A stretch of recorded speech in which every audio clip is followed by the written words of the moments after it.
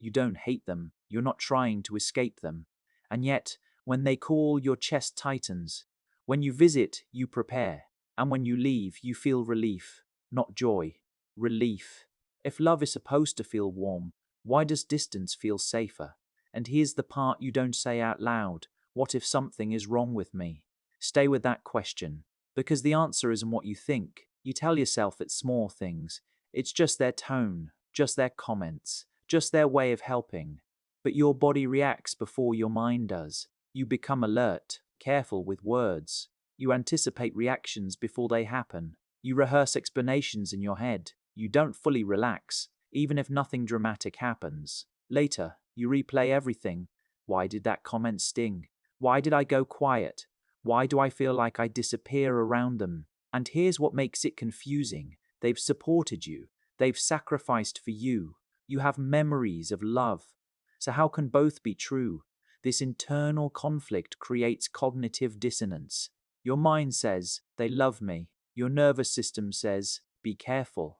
And when those two disagree, you feel crazy. But you're not crazy. You're patterned.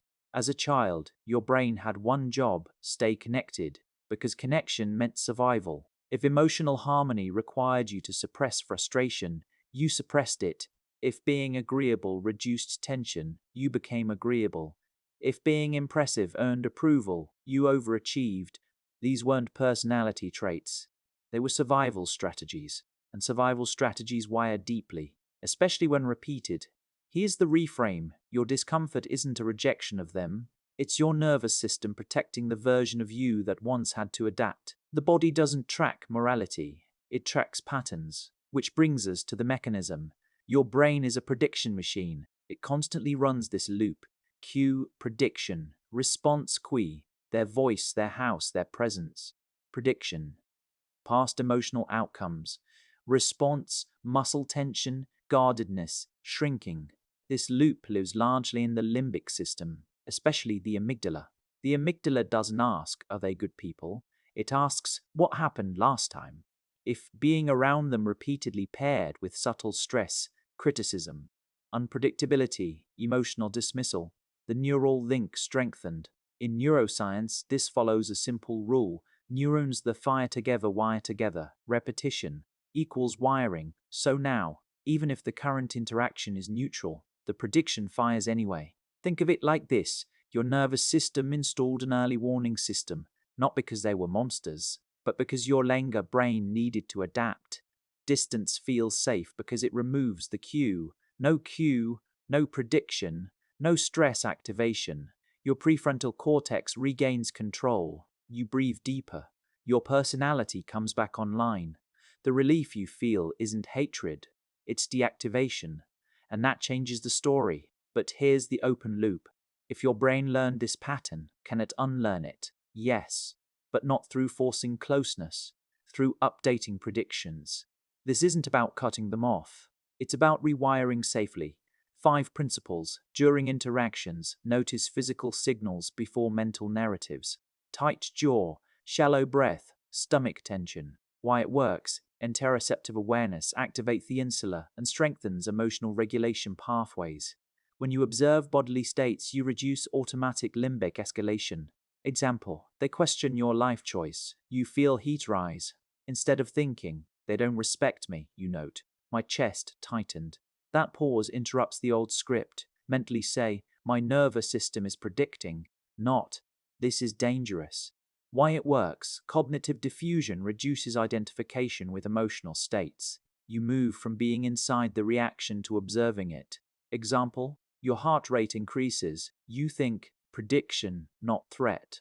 That subtle reframing engages prefrontal circuits, and prediction loses intensity when named. Alter one habitual response. If you normally over-explain, explain less.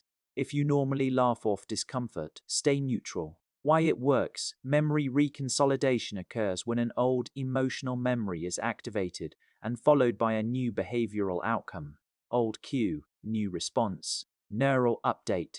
Example, they make a mild critique. Instead of defending, you calmly say, that's one way to see it. No collapse, no escalation. Your brain records a new ending.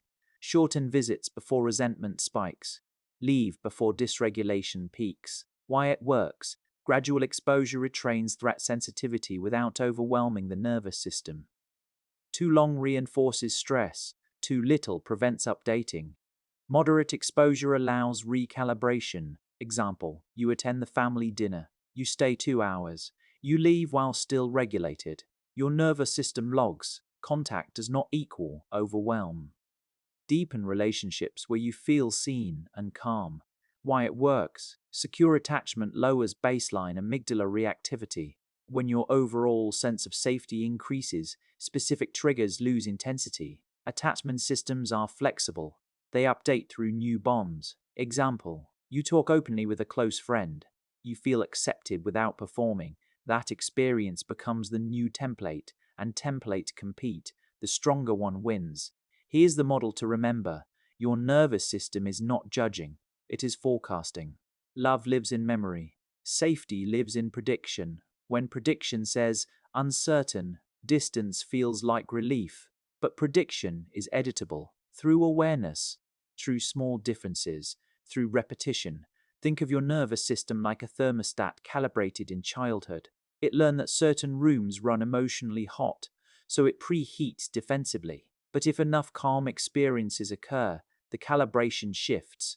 You don't have to force intimacy. You don't have to cut contact. You update the forecast. Slowly, and forecasts change climates.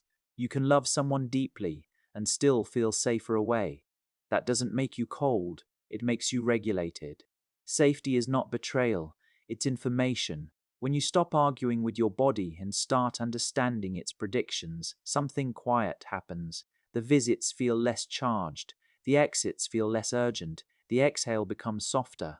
Not because they changed, not because you left, but because your nervous system learned that you are no longer the child who had to adapt to survive.